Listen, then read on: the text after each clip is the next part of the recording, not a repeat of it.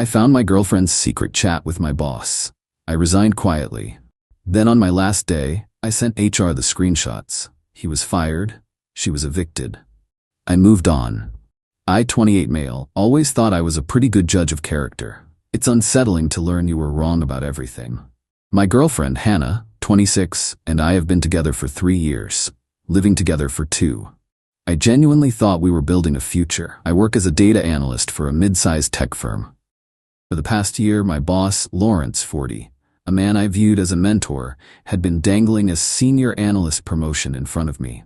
He's one of those effortlessly charismatic corporate types, all expensive suits and firm handshakes. I trusted him. Lately, though, something felt off. The promotion timeline kept shifting, and I was getting the sense I was being strung along. Call it a gut feeling. I'd been casually browse job boards for a few weeks. Nothing serious, just keeping my options open. I even had a preliminary phone screener with another company, more out of curiosity than anything else. Then, last Tuesday, my gut feeling was proven right in the most brutal way imaginable. Hannah left her iPad on the coffee table. This wasn't unusual. We often shared it. But as I walked past, the screen lit up with a notification from a messaging app. The contact was L. The preview text was small, but it was enough to stop me cold. He's still convinced that promotion is real. Poor little guy. My blood turned to ice. It had to be Lawrence. I'm not proud of what I did next, but I don't regret it. I opened the app. It was her account, and the chat history with L went back 6 months. It was Lawrence. And it was a nightmare. It wasn't just a physical affair, though there was plenty of evidence of that. It was the sheer, unadulterated contempt they had for me. They mocked everything. My work ethic, the shirts I wore, my hobbies, a heartfelt birthday gift I'd given her. But the real devastation was the professional sabotage. Lawrence was feeding her confidential information about my performance reviews before I ever saw them.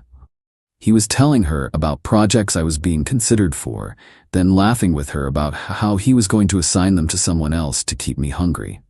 That senior analyst promotion, the one I was pulling 60-hour weeks to earn, it was a complete fiction, a management tool, a carrot on a stick to keep his workhorse productive.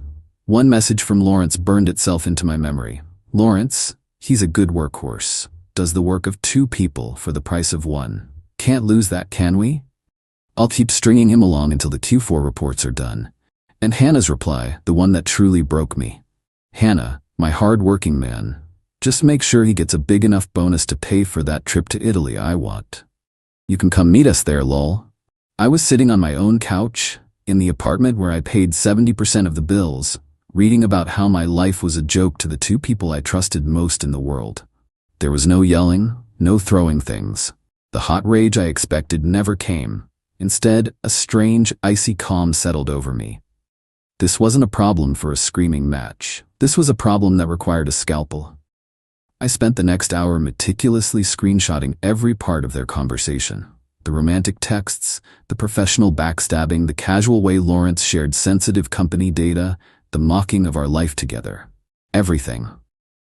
I saved the images to my phone, then uploaded them to 3 separate, secure cloud drives. I went to my desk and opened my laptop. That phone screener I'd had last week suddenly felt like a lifeline.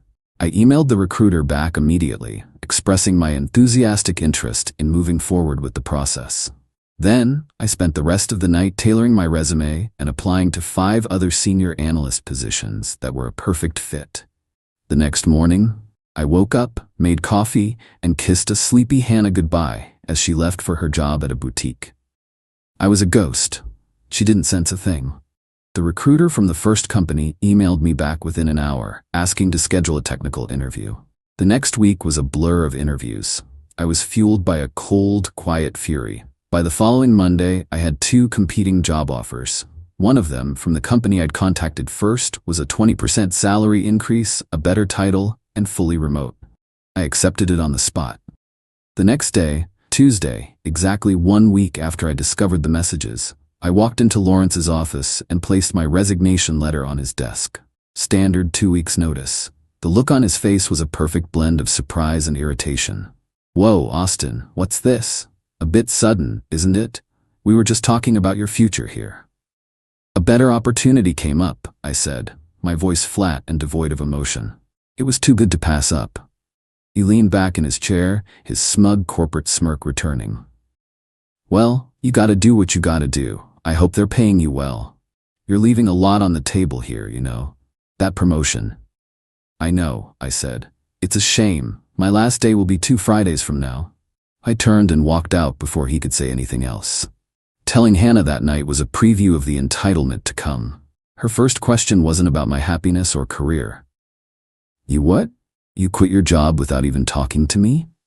What about our plans? The apartment? You know I can't afford this place on my own. I'll cover my share for another month after I'm gone to give you time to sort things out, I said calmly. A crucial detail was suddenly at the forefront of my mind. The lease is solely in my name. She was fuming, but she thinks this is about me being impulsive and selfish. She has no idea what's really happening. I have 9 more work days. Lawrence is already acting like a scorned king, piling miserable handover tasks on my desk. Hannah is giving me the silent treatment, punctuated by loud theatrical sighs about her precarious financial future. They think they're still in control. They have no idea I'm just running out the clock. Update 1. This has been the longest and most clarifying week of my life. Living with Hannah while knowing the truth has been an exercise in extreme self-control. Her entitlement, now that her comfortable life is threatened, is off the charts. First came the guilt trips. She started leaving travel magazines for Italy open on the kitchen counter. She'd accidentally leave her banking app open on her phone where I could see her low balance. It was so transparently manipulative. I just don't understand why you'd be so selfish, Austin, she said one night, her voice dripping with calculated sadness. After everything we've built. I just looked at her. Things change, I said. The absence of an emotional fight was clearly maddening for her. She was baiting me, wanting me to yell so she could play the victim. I refused to give her the satisfaction. Work was its own special kind of hell. Lawrence was on a relentless power trip. In team meetings, he'd make passive-aggressive jabs. Let's get Austin's input while we still have him. Hopefully, his new company appreciates loyalty. The rest of the team would just stare awkwardly at their keyboards. He made a big show of giving a key project, one he'd previously promised me, to a junior analyst, announcing, "We need to start transitioning responsibilities to people who are committed to the team's future." Then came the moment that confirmed every decision I'd made. He called me into his office, closed the door, and put on his concerned mentor mask. "Listen, Austin," he began, his voice low and serious. "I think you're making a mistake. I pulled some strings with the higher-ups. That promotion we discussed, we can fast-track it. Make it official at the end of the quarter. We'll even throw in a 5% raise. How does that sound? A 5% raise, the fake promotion made official." It was the exact pathetic breadcrumb he and Hannah had joked about. I almost laughed out loud. "Lawrence, I appreciate the offer, but my mind is made up," I said. "My new role is a significant step up." He scoffed. "A step up? Where? That little startup, Innovatech? Good luck with that. They pivot every 6 months." He was guessing a company name, trying to get a reaction. I just nodded. Let him think he knows. The dirtiest trick came from Hannah 3 days ago. She came to me, crying, and to her credit, the tears looked real. She confessed to feeling distant from me and that she'd made a mistake. She admitted to having a brief emotional connection with someone else, but swore it was over and meant nothing. She claimed she was just scared about me quitting my job, and that's why she was acting out. It was a classic preemptive strike. She must have sensed that something was seriously wrong and was trying to get ahead of the story. She was testing the waters, trying to frame the narrative as a minor indiscretion she could be forgiven for. I looked at her, the woman I had loved, and felt a profound emptiness. "I'm sorry you feel that way, Hannah," I said, my voice neutral. My non-reaction threw her. Frustration flickered across her face. Then she played her final card. "I spoke to Lawrence," she said, trying to sound casual. "He told me he offered you the promotion. He really wants you to stay. He thinks you're a huge asset."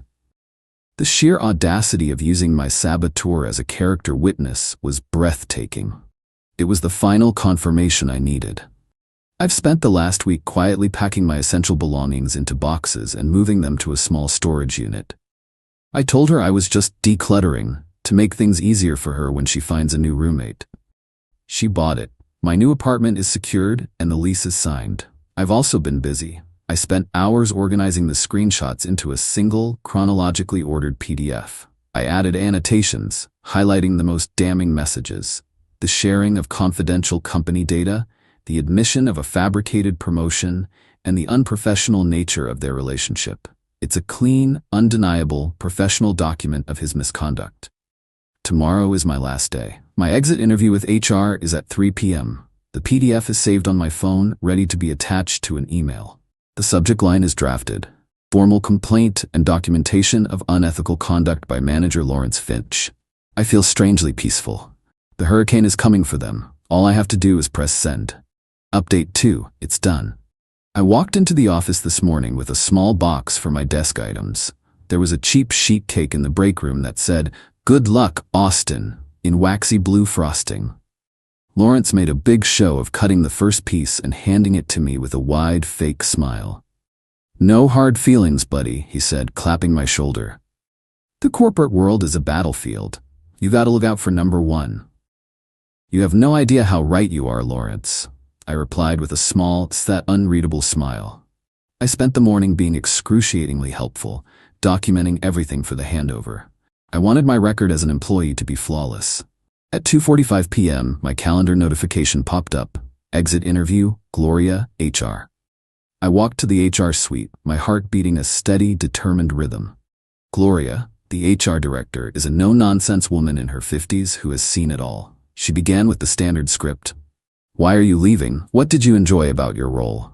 What could be improved?" I gave her the professional, pre-rehearsed answers. I found a role that better aligns with my long-term career goals. The team environment was challenging at times, but I value the experience I gained. Gloria was typing, nodding, clearly just going through the motions. "Okay, and is there anything else you'd like to add?" she asked, already looking like she was ready to close her folder. "Yes, actually," I said, my voice firm and clear. "My departure is a direct result of a hostile and deeply unprofessional environment created by my direct manager, Lawrence Finch." She stopped typing. Her full attention snapped to me. "Those are very serious allegations, Austin." "I know," I said, "and I have documented proof." I took a breath. "I am about to send you an email. It contains a PDF with time-stamped evidence of Lawrence sharing confidential company information, admitting to fabricating a promotion to manipulate my workload, and engaging in an inappropriate relationship with my partner, all of which has caused me significant distress." I pulled out my phone, attached the meticulously prepared PDF to the drafted email, and pressed send. I looked at Gloria. The email has been sent. Her face was a mask of professional neutrality, but I saw her eyes widen as she opened the email on her monitor. She clicked open the PDF. She scrolled and scrolled. The silence in the room was absolute, broken only by the quiet clicks of her mouse. I watched her pause on the annotated sections detailing his breach of confidentiality. I saw her expression harden as she read the messages where they mocked me. After what felt like an eternity, she looked up. The bored HR drone was gone, replaced by a corporate sentinel protecting her company from a massive liability. "Mr. Davies," she said, her tone now ice. "Thank you for bringing this to our attention in such a clear and documented manner. We take these matters with the utmost seriousness. A full investigation will be launched, effective immediately. I want to assure you, your decision to leave will not result in a negative reference from this company." I nodded, stood up, and shook her hand. That's all I could ask for. I walked out of her office, collected my box, and headed for the exit. I saw Lawrence across the office, laughing with another manager. He caught my eye and gave me a little good luck wave. I just nodded back and kept walking. Then I went home. Hannah was on the couch scrolling through her phone, looking bored. She glanced up. "You're home early." "It was my last day," I said, setting my box down by the door. "Oh, right." She went back to her phone. I stood there for a moment, watching her, the woman who had laughed at my dreams with my boss. "Hannah," I said. My voice was quiet, but it sliced through the silence. She looked up, annoyed. "I know about you and Lawrence." The color drained from her face. Her body went rigid. For the first time in months, I saw a genuine, unfiltered emotion from her. Pure, gut-wrenching panic. What are you talking about? She stammered. I'm not gonna fight. I'm not gonna argue. I just want you to know that I know, I continued, my voice level. The lease on this apartment is in my name only. I need you to have your things packed and be gone by Sunday evening. That gives you 3 days. I think that's fair. She shot up from the couch, denial kicking in. You're crazy. You're making things up because you're stressed about your new job. I saw the messages, Hannah, on the iPad, the ones where you two joke about the fake promotion he was using to keep me working late. The ones where you plan to meet up. All of them. The denial shattered, replaced by white-hot fury. You went through my private messages? That's insane. You have no right.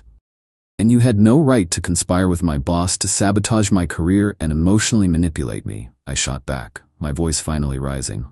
He promised you things, didn't he? A better lifestyle? What do you think happens to those promises now that he's about to lose his job? Her eyes widened in horror. What did you do? I told the truth, backed by evidence. I sent HR a detailed report of his conduct. His career at that company is over. She just stared at me, her mouth opening and closing silently. The entire foundation of her secret life, her leverage, her affair, her financial safety net, had just been obliterated. And she was only just beginning to understand it. You can't do this, she whispered, her tears a mixture of rage and self-pity. You can't just kick me out. I have nowhere to go. That sounds like a problem you'll have to solve, I said, turning and walking to the bedroom to pack an overnight bag. I wasn't spending another minute under that roof with her. Sunday, Hannah? Be gone.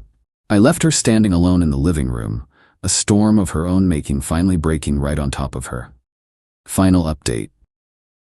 It's been 2 months. Life is quiet, and I'm finally realizing how much I needed that quiet. The fallout was as messy and satisfying as I'd anticipated. I got a call a week after my departure from Catherine, a former coworker I trusted. She told me the office was in chaos. Lawrence was put on administrative leave the day after my exit interview.